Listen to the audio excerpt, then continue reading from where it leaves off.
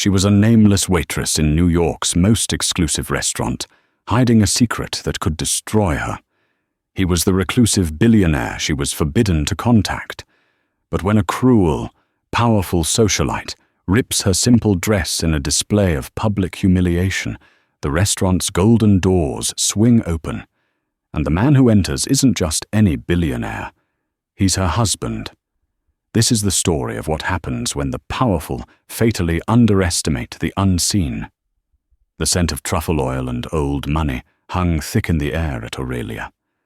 It wasn't just a restaurant, it was a theater, a fortress of New York high society, nestled in a hushed, ivy-covered street on the Upper East Side.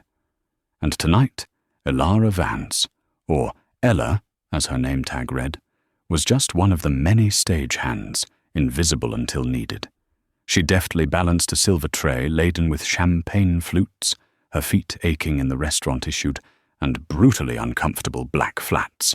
It had been 3 weeks, 24 days since she had last slept in her own bed, a king-sized cloud of Belgian linen and cashmere throws.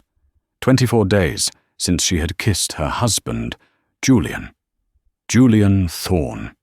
The name echoed in her mind like a myth.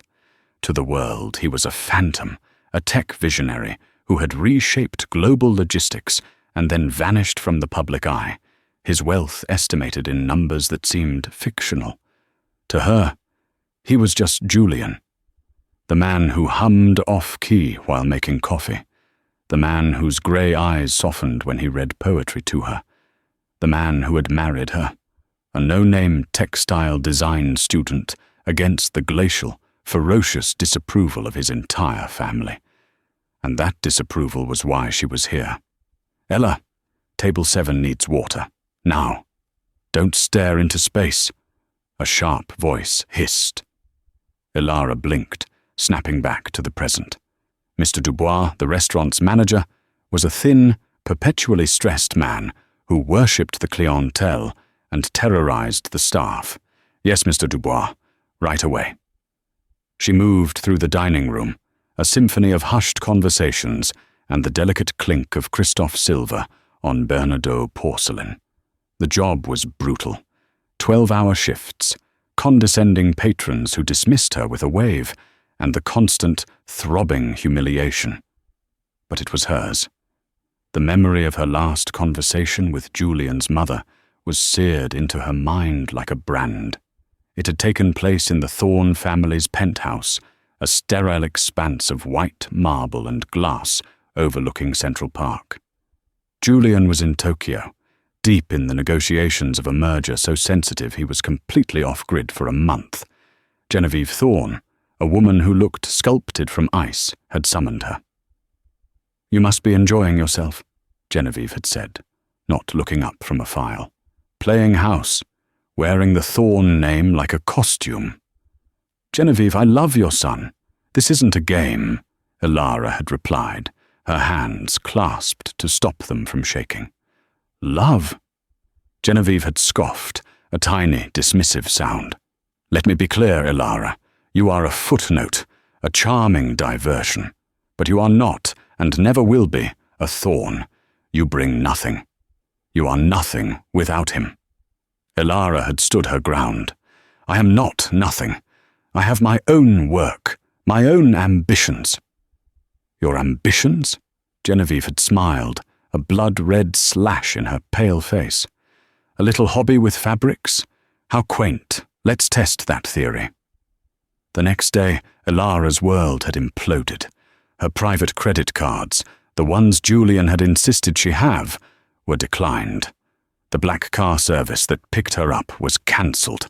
The access code to their shared penthouse apartment, the one Julian had bought for them, not the family, was rejected. She was locked out. Genevieve had, with a few quiet phone calls, effectively erased her. Elara was stranded. She could have called Julian's security chief, Robert, but that would have meant admitting defeat. She could have tried to get a message to Julian in Tokyo, but she knew how critical this deal was. He'd been working on it for a year. A domestic spat, which is exactly what Genevieve would call it, could distract him, even derail him. Pride, hot and fierce, had surged in her. Genevieve thought she was nothing without the Thorn money. Fine.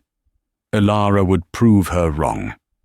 She had packed a small bag from the gym locker she still had access to, sold a pair of diamond earrings Julian had given her, a gift from before the wedding, she reasoned, so it was hers alone, and rented a tiny walk-up studio in the East Village.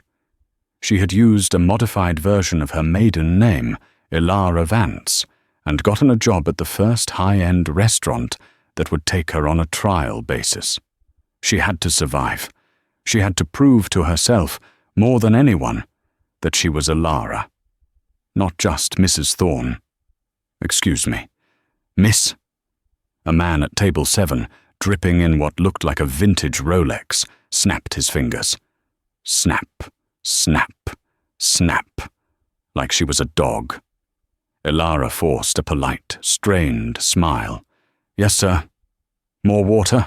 And another bottle of the Petru, the 98, he drawled, already turning back to his companion.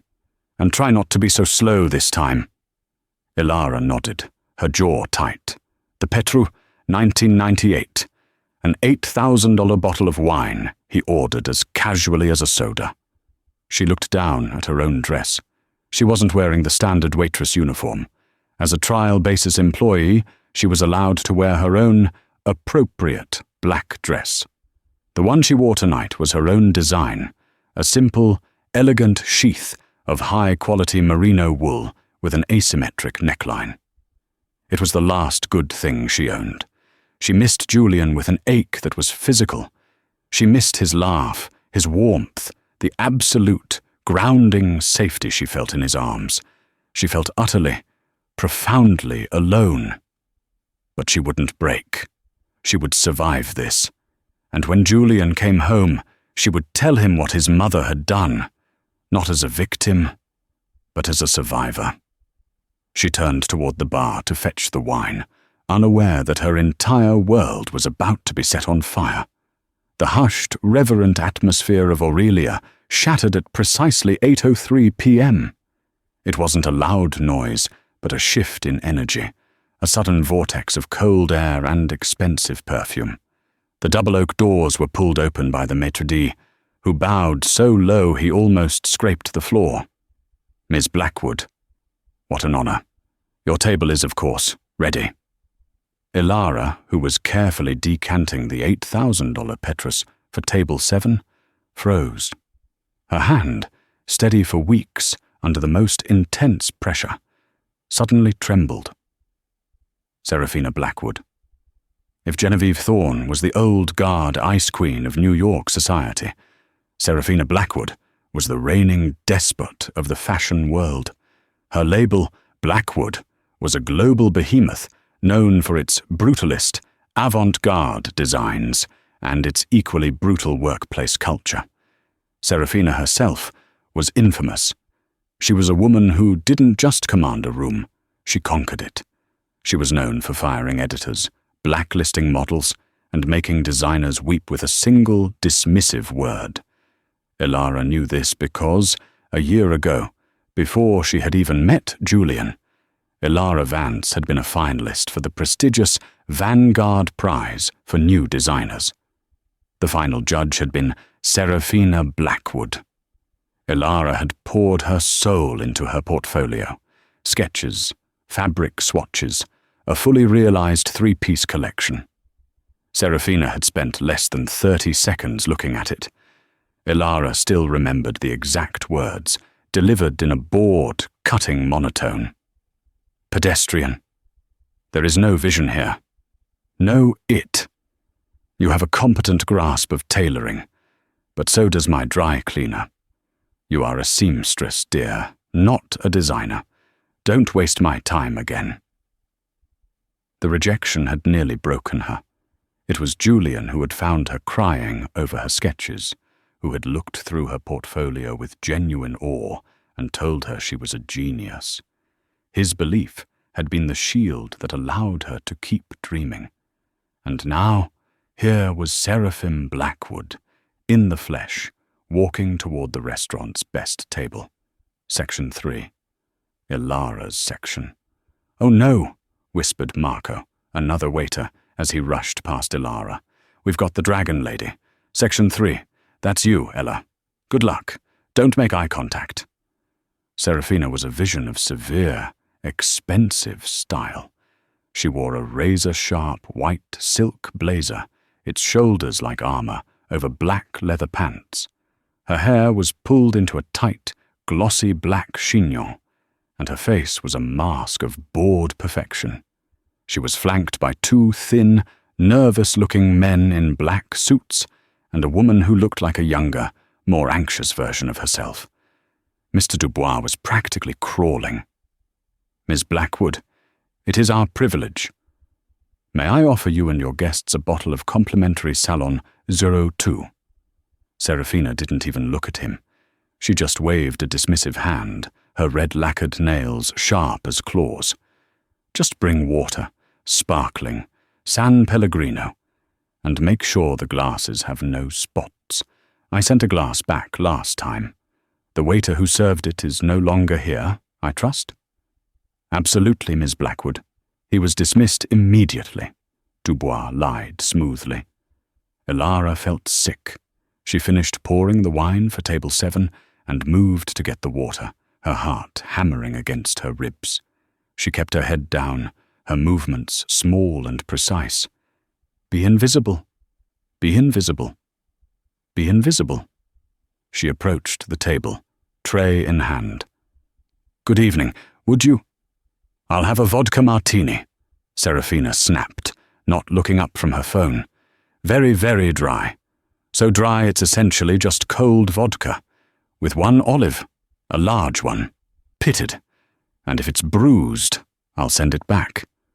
"Of course," Ilara said, her voice barely a whisper. One of the men started to speak. "Miss Blackwood, about the Milan projections." "Not now, Gregory," she hissed. Ilara returned with the water and began to pour. As she reached for Serafina's glass, the woman finally looked up. Her cold, assessing eyes raked over Ilara. A flicker of something crossed her face. Confusion. No. Disdain. "You," Serafina said.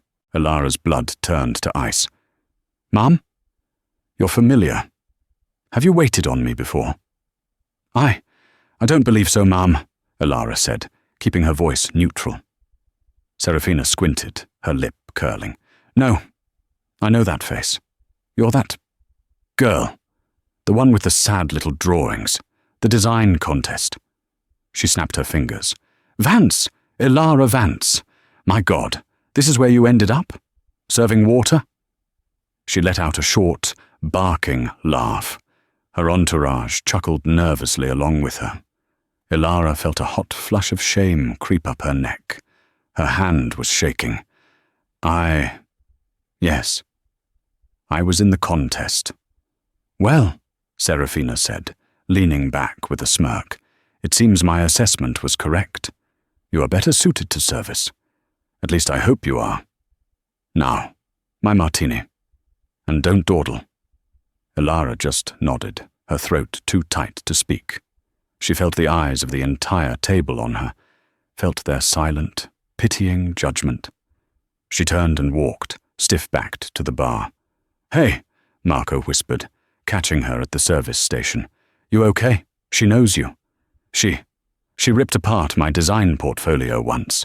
Called me a seamstress," Ilara muttered, her eyes stinging. Marco winced. "She's poison, Ella. Don't let her get to you. Just get through the next hour. I'll see if I can get Dubois to switch sections with me." "No," Ilara said, setting her jaw. She thought of Genevieve.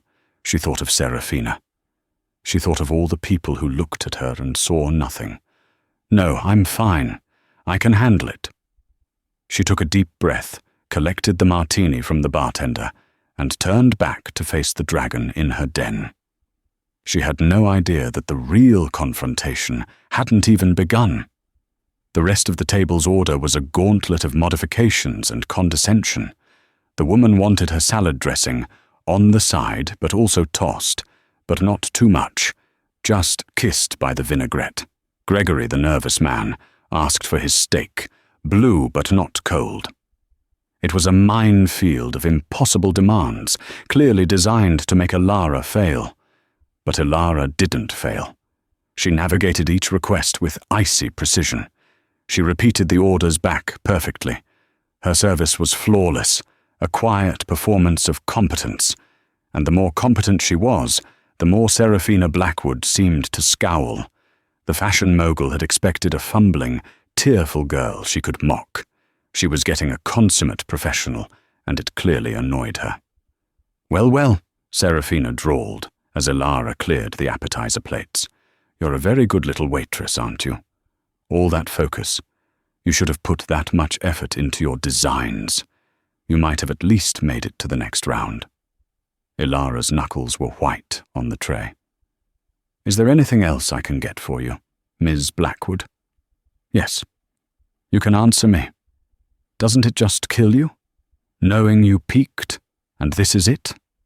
Serving people like me, people who actually create things, for the rest of your life?" Ilara looked her dead in the eye. "I'm providing a service, ma'am. It is honorable work." Serafina's smile faded. She hated being challenged, even politely. "How dare you? That back to you, ma'am, sass. You think you're clever?" She tapped her empty wine glass. "More. And don't be so clumsy this time." Ilara's hands were steady as she picked up the bottle of 2014 Barolo that Serafina had ordered, a $900 bottle she was drinking like water. She moved to Serafina's right side, her body angled away from the table, her movements practiced and fluid. She tilted the bottle, the dark red wine beginning to stream into the glass.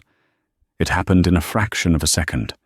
Gregory, the man to Serafina's left, gestured wildly while making a point. "The numbers for the Milan show are impossible, Serafina. Impossible." His elbow flew back, striking Ilara's arm, the one holding the bottle, with a painful crack. It wasn't a splash. It was a deluge.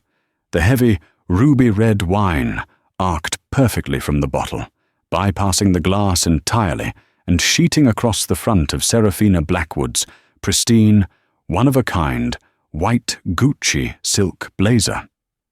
The entire restaurant went silent. You could have heard a pin drop on the plush carpet. Serafina looked down. A dark, rapidly spreading stain bloomed across her chest like a grotesque flower. She didn't move. She didn't breathe. She just stared. Ilara was paralyzed. "Oh my God, I'm so sorry. You," Serafina whispered, her voice lethally soft.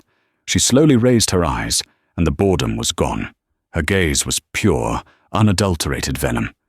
"You clumsy bitch." "Miss Blackwood, it was an accident," Ilara stammered, grabbing for a napkin. His elbow. "Don't touch me," Serafina shrieked, swatting Ilara's hand away. She shot to her feet, knocking her chair over.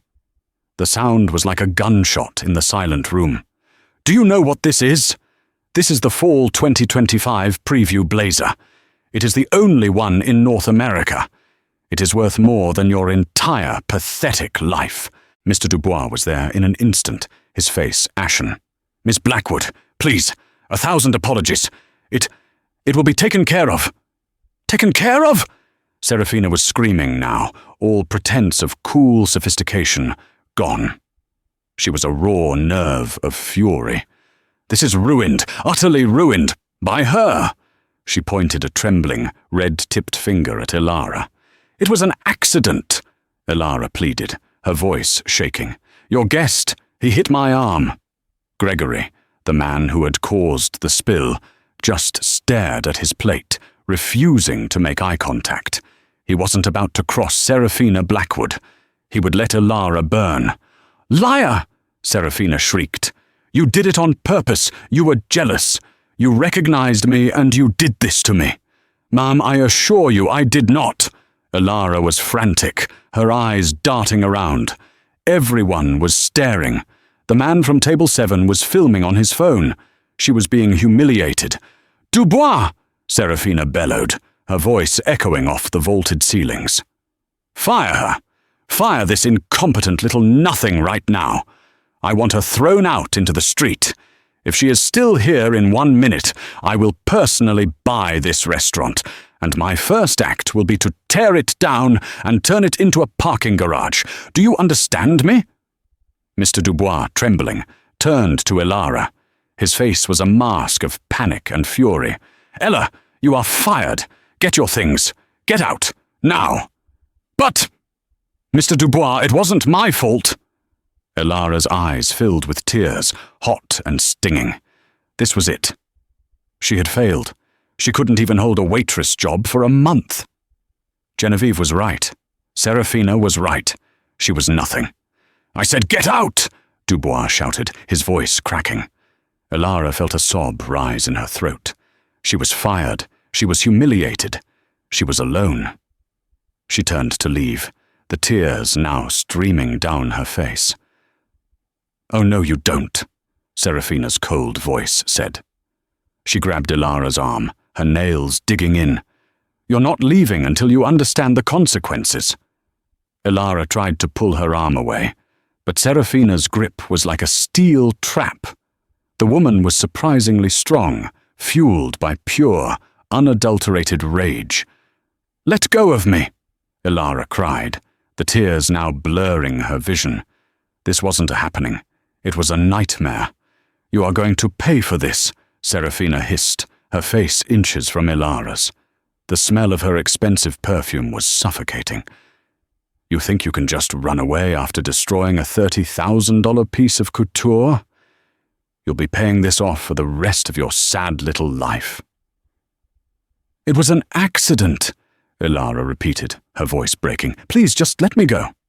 An accident, Serafina laughed, a sound like glass breaking. You in that rag. Her eyes fell from Elara's face to her dress, the simple, black, self-designed sheath she had been so proud of. This is what you wear, Serafina sneered, her lip curling in disgust. Is this the restaurant's uniform? It's pathetic. It's as pathetic as those little sketches you showed me. A new, darker idea seemed to spark in Serafina's eyes. She released Elara's arm, only to grab the neckline of her dress with both hands. What are you doing? Elara stammered, trying to back away, but Serafina held fast. I'm making a point, Serafina said, her voice dropping to a low, cruel purr. You see, this, she said, flicking her stained Gucci blazer with one hand, is quality. This is structure. This is art. And this... She tightened her grip on Elara's dress. This is trash. With a sudden, violent yank, Serafina Blackwood tore the dress. Up. The sound was shockingly loud in the silent room. The merino wool, never meant to withstand such force, split from the asymmetric neckline all the way down to Elara's ribs. The entire front panel of her dress gaped open, exposing her simple black bra to the entire, horrified restaurant. Elara gasped, a strangled, high-pitched sound of pure shock and violation. She instinctively crossed her arms over her chest, trembling violently. She was exposed, humiliated, assaulted. Mr. Dubois looked like he was going to be sick. Miss Blackwood, please! That is enough! Enough? Serafina scoffed, dropping the piece of torn fabric she was still holding. It fluttered to the floor. It's a lesson. In quality. See how easily it tears? Cheap fabric, cheap stitching. Just like the designer who made it.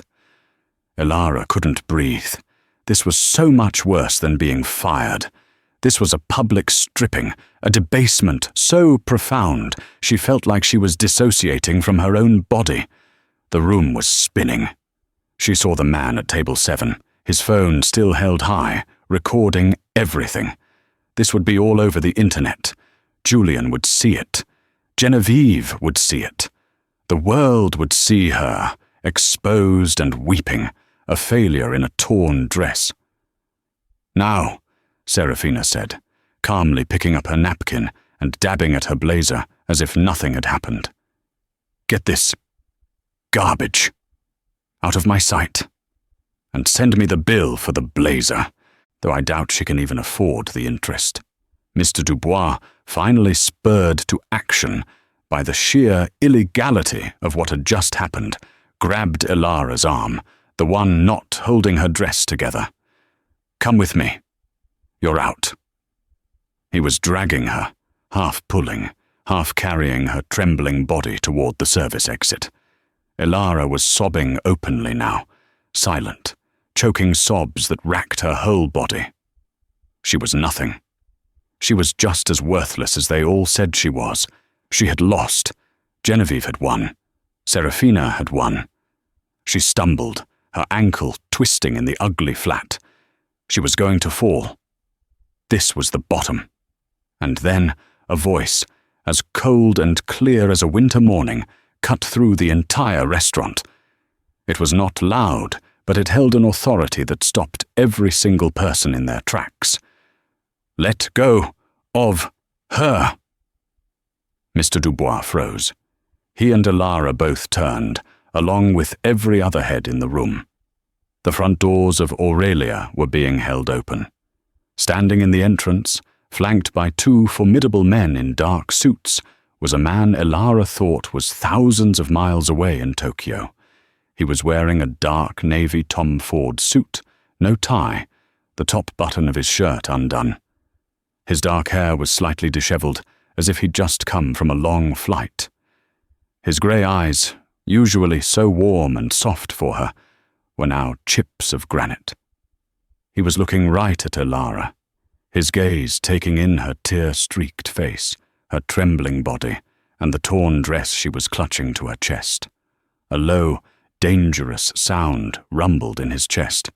Serafina Blackwood's face, which had been a mask of smug triumph, suddenly went pale. Her jaw dropped. "Julian?" she whispered, her voice barely audible. "Julian Thorne?" Julian Thorne did not move for a full 5 seconds. His presence seemed to suck all the air from the room. The diners who had been whispering and filming now sat in stunned, terrified silence. This was not just a rich man. This was the rich man. Julian Thorne was a ghost, a legend, a name whispered in boardrooms, not a man who showed up at restaurants. His eyes, which had been locked on Elara, slowly moved. They bypassed the gawking diners. They passed over the cowering Mr. Dubois. They landed, with chilling, physical force, on Serafina Blackwood. He saw her. He saw her wine-stained $30,000 blazer, and he saw the triumphant, cruel smirk that was now rapidly dissolving into panic. "Julian!" Serafina tried again, forcing a high, brittle laugh. What a complete surprise. I had no idea you were back in the States. I thought you were in Tokyo." Julian ignored her, as if she were a piece of furniture. His entire focus returned to Elara. He walked. He didn't rush. He moved with a slow, deliberate grace that was more terrifying than any sprint. The click of his leather shoes on the hardwood floor was the only sound. He walked past table 7. He walked past the gawking man with the Rolex. He walked directly toward the tableau of shame, the cowering manager, the frozen fashion mogul, and the weeping waitress. He stopped a foot in front of Elara. Mr. Dubois, still gripping her arm, let go as if he'd been burned. Julian's face, which had been a mask of ice, suddenly softened as he looked at her. He said nothing. He simply shrugged out of his $1,000 suit jacket. It was a fluid, practiced motion. He gently, tenderly, draped the jacket over Elara's shoulders. It enveloped her, smelling of him. of cedar and bergamot and home. Ilara's sob, which had been stuck in her throat, finally broke free. "Julian." He cupped her face, his thumbs gently wiping away her tears. "Are you all right, my love?" he whispered, his voice for her alone. I, she choked out. "It's all right. I'm here. You're safe," he murmured. He kissed her forehead, a long, protective press of his lips. The entire restaurant collectively gasped. Mr. Dubois' face went from pale to a sickly, greenish white. He looked like he was going to faint. Seraphina Blackwood's painted-on smile was frozen in a rictus of horror. "Julian, what are you doing?" she stammered. Why are you coddling the help? This waitress. She assaulted me. She ruined my blazer." Julian Thorne finally turned his head to look at her. The softness he'd shown Ilara was gone. His eyes were arctic. "This waitress, Seraphina," he said, his voice quiet but carrying to every corner of the room, "has a name." He wrapped one arm around Ilara, pulling her protectively into his side, his jacket shielding her completely. "This is Ilara Thorne." He let the name hang in the air. "My wife." Thorne. The word exploded in the silence. Mr. Dubois' knees audibly buckled. The man at table 7 dropped his phone, which clattered loudly onto his plate. Seraphina Blackwood's face crumpled. It was not a gradual realization. It was a detonation. Your wife?" Seraphina sputtered, pointing a shaking finger. You're lying. You're Julian Thorne. You're not married. Not to her." "I am," Julian said, his voice flat. "We were married 8 months ago. A fact we chose to keep private, precisely to avoid vultures like you." He looked down at the torn piece of Ilara's dress on the floor. Then he looked at Seraphina's hands. "You tore her dress," he stated. It was not a question. She spilled wine on me. It was an accident. I mean, she did it." Seraphina was babbling, her mask of superiority shattered, revealing the panicked, vicious creature beneath. "I didn't know who she was, Julian. I had no idea. It was a mistake." Julian took a step toward her, and Seraphina flinched, actually taking a step back. "A mistake," Julian repeated. "You didn't know who she was. So you thought it was acceptable to humiliate her? To berate her? To put your hands on her and rip her clothes from her body?" He turned his icy gaze to the manager. "And you? You are Mr. Dubois, I presume?" Dubois just nodded, unable to speak, his larynx bobbing. "You let this happen. You were going to fire her for being assaulted." Mr. Thorne, I didn't know. She never said. She's Ella Vance," Dubois stammered, wringing his hands. "She's Ella Vance because she's too proud to ask for help," Julian said, his voice hardening. He looked back at Ilara, and for a second, a deep, complicated pain flashed in his eyes. "She's Ella Vance because my mother decided to play a game, a cruel, manipulative game to prove Ilara was a gold digger. Genevieve cut her off, locked her out, stranded her in the middle of New York with nothing, all while I was in a media blackout in Tokyo." He looked back at the room, at all the watching faces. "My mother wagered that my wife would panic, that she would call me, crying, and prove she couldn't survive without the Thorne name. But my mother miscalculated." His voice filled with a fierce, burning pride. "My wife did not call. She did not cry. She did not beg. She squared her shoulders, used her maiden name, and got a job. She decided to survive on her own terms until I returned. She has been working here, serving you," he gestured to the room, "for 3 weeks, while my family tried to break her." He then pinned Seraphina with a look that could strip paint. And you, Serafina, you were just the final piece of the puzzle, the casual, everyday cruelty of the elite. You just had the profound misfortune of being the one to lay your hands on my wife the night I got home. Julian pulled out his phone. "Robert," he said into the device. His security chief's voice was immediate. "Sir, we are at the door." "Robert," Julian said, "I need you to do 3 things.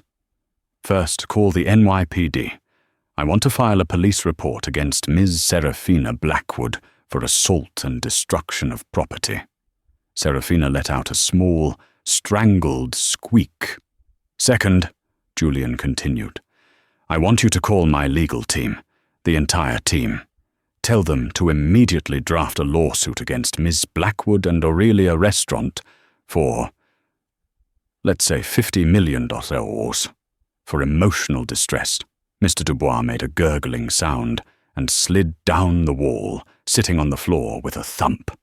"And third," Julian said, his voice dropping, "get my mother on the phone. Tell her I'm on my way, and she has 10 minutes to get to the penthouse before I change the locks on her." He hung up. He looked at Serafina, who was now as white as her ruined blazer. You can't," she whimpered. "Julian, please, it'll ruin me. The press." "You should have thought of that," Julian said, "before you decided to play God with a person you thought was powerless." The arrival of the NYPD was swift and, given the location, remarkably discreet. But 2 uniformed officers walking into Aurelia on a Friday night was the equivalent of a bomb going off. They spoke quietly to Julian's security head, Robert, a formidable man who had already secured the cell phone footage from the diner at Table 7. Serafina Blackwood was trying, and failing, to regain her composure. "This is absurd," she hissed at one of the officers. "I am the victim here. My property was destroyed." The officer, a world-weary woman with a name tag that read Diaz, just looked at her. "Ma'am, we have video evidence of you grabbing Ms. Thorne and purposefully tearing her dress. That's assault. You can make your statement down at the 19th precinct." Serafina's entourage, Gregory and the others, had already melted away, slipping out the back exit the moment they heard the word police. They knew a sinking ship when they saw one. As Serafina was being quietly escorted out, she made one last desperate plea. "Julian, please, think of our families. Think of the business, the Vanguard Prize. Your foundation is a primary sponsor." Julian, who had been speaking softly to Elara, turned. The mention of the prize seemed to trigger a new, colder level of anger. "The Vanguard Prize," he said, his voice slicing through the air. "I'd almost forgotten." He walked over to Serafina. "You remember Elara's portfolio, don't you? The one you called pedestrian." Serafina stared, confused. "What? That was a year ago." "I reviewed that portfolio, Serafina, after you dismissed it. I also reviewed the portfolio of the winner. The one whose father, it turns out, sits on the board of your parent company." Serafina's eyes widened. I don't know what you're talking about." "You knew exactly what you were doing," Julian said. "You saw Elara's talent. It was raw, it was brilliant, and it was a threat to the derivative, overhyped garbage you've been passing off as couture. You didn't reject her because she was bad. You rejected her because she was good, because she was an unknown with no connections, and you wanted to snuff her out before she ever began." He leaned in. "Your cruelty tonight wasn't random. It was a pattern. You recognized her, and you couldn't stand that. Even after you tried to destroy her, she was still here, still surviving, still carrying herself with more dignity than you've ever had. So you had to tear her down. Literally." "No," Serafina whispered, the truth of it hitting her. "The Thorne Foundation is, as of this moment, pulling all $50 million in funding from the Vanguard Prize, Julian announced to the room. And as for your label, Blackwood, let's just say I have a controlling interest in the holding company that owns your debt. I'd expect a call from your bank on Monday. A very, very early call. This final blow broke her. Seraphina Blackwood, the ice queen of fashion, actually stumbled. The officers steadied her and led her out. The rain was over. Now Julian turned his attention to the rest of the room. He looked at Mr. Dubois, who was still slumped against the wall, hyperventilating. "You," Julian said. "You're fired." "Mr. Thorne, please, I have a family. I was just—" "You were just— what? Cowering? Enabling? You let a woman be physically assaulted in your dining room to protect your bottom line. You are a coward, and you will not work in this industry again." "Sir," a new voice said. Julian turned. It was Marco, the waiter, who had been watching from the service station, his face a mix of awe and terror. "Sir, if I may," Marco said, his voice shaking. Mrs. Thorne. She was the best of us. She was faster, more professional, and kinder than anyone. She didn't deserve any of this. What Mr. Dubois did, it wasn't right." Julian studied Marco for a long moment. "You're Marco." Marco paled. How do you know my name, sir?" "My wife has mentioned you, in her emails to me," Julian said, a flicker of a smile touching his lips. "She said you were the only one here who treated her like a human being." Julian looked at the shell-shocked owner of Aurelia, who had just come running from the back office. "I trust you'll be handling Mr. Dubois' severance, and you'll be promoting Marco to restaurant manager, effective immediately. Pay him double what you paid this weasel." The owner just nodded, mute. Marco's jaw dropped. "Sir? Manager?" "Don't make me regret it, Marco," Julian said. He then turned back to the one person who mattered. The room, the police, the mess, it all faded away. He was alone with Ilara. He gently touched the collar of his jacket, which was dwarfing her. "The car is waiting. Let's go home." "Julian," Ilara whispered, her voice thick. She was still trembling, but the shock was receding, replaced by a profound, bone-deep exhaustion. "I'm so sorry," he said, his voice breaking for the first time. "I'm so sorry I wasn't here. The merger finished 2 days early. I was on the plane when your emails stopped. I knew something was wrong. My mother. When I landed, Robert told me. He said you were missing. We've been tearing the city apart for 6 hours. How did you find me? Robert's team finally got a hit on the credit card you've been using, the one you got under Vance. It flagged a payroll deposit from this restaurant. I was coming to get you when I saw this." His voice was thick with a rage she knew was directed not at her, but at the world that had hurt her. "Julian," she said, looking up at him, her eyes finally clear. "She was right. Your mother. I am nothing without you." Julian's face tightened. He gripped her shoulders, forcing her to look at him. "Don't you ever say that. Ever." "But Julian, I failed. I couldn't even last a month. I was fired. I was humiliated." "Ilara," he said, his voice fierce. "Look at me. You are the strongest person I have ever known. Do you know what most people would have done? They would have run. They would have begged. They would have crumbled. You stood. You got a job. You worked. You endured humiliation and condescension, and you did not break. You did not fail, Ilara. You survived. You did it all on your own. I just showed up at the end." He pulled her into a tight embrace, his nose in her hair. "You are not Mrs. Thorne. You are not Ella Vance. You are Ilara Thorne. my partner, my equal, and you are everything." Ilara finally let go, melting into him, the last of the tension leaving her body as she wrapped her arms inside his jacket and held on to him, her anchor in the storm. Julian did not let her go. He simply bent, one arm scooping beneath her knees, the other supporting her back, and lifted her into his arms. Ilara, enveloped in the heavy, luxurious wool of his suit jacket, was too exhausted, too emotionally scoured to protest. She weighed nothing to him. She buried her face in the curve of his neck, inhaling the scent of him, cedar, bergamot, and the faint metallic tang of the recycled air from his trans-Pacific flight. It was the scent of safety, the scent of home. He turned, carrying her, and walked through the wreckage of the Aurelia dining room. The silence was absolute, a vacuum where the polite chatter had been.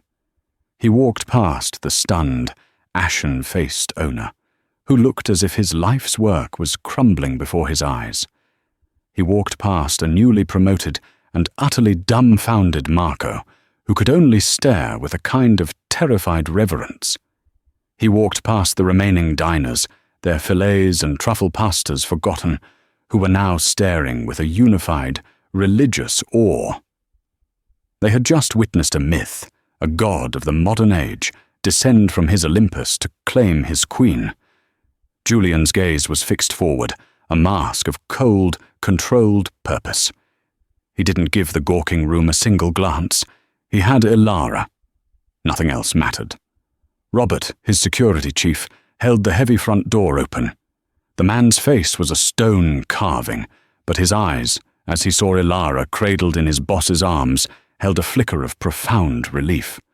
They were out in the cool, sharp November air, the sounds of the city, a distant siren, the hum of traffic, rushing back in. A black, armored Bentley, long and sleek as a panther, was purring at the curb. Robert opened the rear door, and Julian slid in, settling Ilara on his lap, never letting his jacket fall from her shoulders. He cradled her as if she were made of glass. The heavy door closed with a pressurized, definitive thud, sealing them off from the world. The car pulled silently away from the curb, a ghost ship, leaving the scene of a disaster. Inside, the silence was profound. There was nothing but the sound of the tires on the pavement and Ilara's own shaky breathing. She was still trembling, a deep, cellular vibration of shock and adrenaline. I can't believe it's over," she whispered against his shirt, her voice thick. "Julian, I was so cold, for 3 weeks, and so tired." His arm tightened around her waist, a band of steel. He leaned his head against hers. "I know, my love. I know." He reached for the car's intercom. "Robert, turn the heat up, all the way." He began to rub her arms through the jacket, generating friction, trying to warm her from the outside in. "I am so sorry, Ilara. I should have known. I should have built a fortress around you, and the one person I never thought to protect you from was my own mother. It is my greatest failure, that I left you vulnerable, that I almost lost you." "No," Ilara whispered, pulling back just enough to look at him. His grey eyes, usually so calm, were turbulent with a storm of self-recrimination and fury. "No, you were working. You were changing the world. How could you ever know your own mother would do that? It's not your fault, Julian. It's hers." Her hand, which had been clutching his shirt, moved, her fingers finding the torn edge of her dress beneath his jacket. The tears started again, quiet and hot. She destroyed it. "What, my love?" "My dress," she choked out, pulling at the ripped merino wool. It was the last one, the last piece I had from my collection, the one I made with my own hands. She called it a rag. She tore it like it was nothing's, like I was nothing. Julian's face tightened. He looked down at the ruined neckline, his expression unreadable. He stared out the window for a long moment at the blurred city lights, the wheels in his mind turning, connecting, building. "She didn't destroy it, Ilara," he said, his voice a low, dangerous purr. "She immortalized it." What do you mean?" He turned his gaze back to her, and his eyes were no longer stormy. They were blazing. "That dress, that man's video, it will be all over the world by morning. Serafina Blackwood, titan of fashion, assaults a waitress. Reclusive billionaire Julian Thorne claims a waitress as his long-hidden wife." It's the story of the decade. "Oh God," Ilara moaned, burying her face in her hands. "I'll be a laughingstock. A Cinderella story, a curiosity." "No," Julian said, his voice sharp, grabbing her wrists and gently but firmly pulling her hands from her face. "You will be a legend. You will be the designer that Serafina Blackwood was so terrified of. She had to physically assault you. That tear, Ilara, that's not a flaw. It's the signature. It's the story. A story of what the corrupt old guard does to new, raw talent. A story of what happens when they underestimate us. She didn't tear a dress. She created an icon." Ilara's breath hitched. She could see the vision forming in his mind, the way he looked when he was solving a logistics problem that would save a continent. He pulled out his phone again. "Robert." "Sir," the speaker replied instantly. "I have a new list. Get the M&A team. I want a list of the top 5 textile manufacturers in Italy by morning.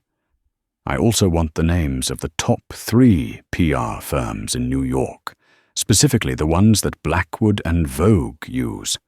We're going to poach their best people and call legal. I want to trademark a name. Vance, just Vance. For a fashion label. Clothing, handbags, accessories, perfume, everything. I want it done in every major market before the New York Stock Exchange opens." "Julian, no," Ilara said, breathless, grabbing his arm. "What are you doing? That's crazy. This is an impulse. You're angry. You can't just build a fashion house overnight because you're angry." "Can't I?" He looked at her, a small, dangerous smile playing on his lips. "This isn't an impulse, Ilara. It's a correction. I've believed in your talent since the day I met you, but I've been polite. I've let you find your own way, at your own pace. That was my mistake. The gloves are off." He took her hands in his. "This isn't revenge. It's vindication. Revenge is tearing Serafina down in court. We'll do that, it will be fun. But vindication is building you up so high that she can't even breathe your air. She wanted to snuff you out? We are going to blot out the sun." "Genevieve was right about one thing," he continued, his voice hardening. "You're not a Thorne, not yet.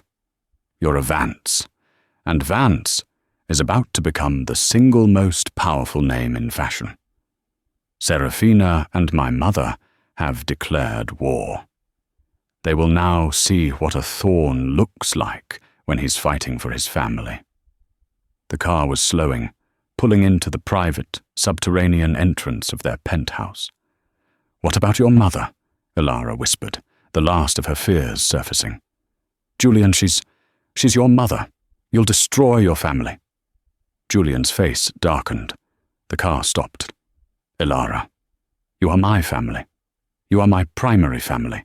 My wife, my partner, my mother. She has been the head of the Thorne clan for 30 years. Her reign was built on fear and control. What she did to you wasn't a test. It was an assassination attempt, an attempt to assassinate your spirit, your character, and our marriage." Robert opened the door, but Julian didn't move. He held Ilara's gaze. She is waiting upstairs. Robert's team secured her when she arrived. She thinks she's here to scold me for making a public scene. She has no idea." He leaned in, his forehead resting against hers. "She is going to apologize to you, Ilara. A full, public, and private apology. She is going to reinstate you. She is going to personally fund the Vance label as a gift to her new daughter. And then you and I will decide if we ever want to see her again. The power is not hers anymore. It is, and always will be, ours." With that, he lifted her again, as effortlessly as before. He carried her out of the car and into the private elevator. The doors slid closed, encasing them in polished steel. You're not just giving me a company," Ilara whispered, her hand tracing the line of his jaw. "I'm giving you an arsenal," he replied, his voice thick. "You are the talent, my love. You are the fire and the vision. I'm just the armorer." The elevator began its silent, rapid ascent. Julian kissed her, a deep, bruising kiss full of promise, of anger, and of a love so profound it was a force of nature. "You are not Mrs. Thorne. You are not Ella Vance. You are Ilara Thorne, my queen, and it's time we built your empire." The elevator doors opened onto the penthouse, and Ilara, held securely in her husband's arms, was finally, truly, home. She was no longer a waitress. She was no longer a victim. She was the future, and she was ready to go to war. Ilara's story proves that dignity isn't bought with money. It's woven into the very fabric of who you are. She was tested, humiliated, and publicly assaulted by people who saw her as nothing. But she never broke. Julian's arrival wasn't just a rescue, it was a revelation. It showed the world that her worth was never tied to his name, but his name would now be used to broadcast her incredible talent to the world. A new fashion empire, Vance, was born from a single act of cruelty, proving that the best revenge is not just living well, it's building an unbreakable success. What did you think of Serafina's and Genevieve's downfall? What would you have done in Ilara's position? Let us know your thoughts in the comments below. If you love powerful stories of karma, justice, and vindication, make sure to like this video, share it with someone who needs to be reminded of their own worth, and subscribe to our channel for more real-life dramas every single week.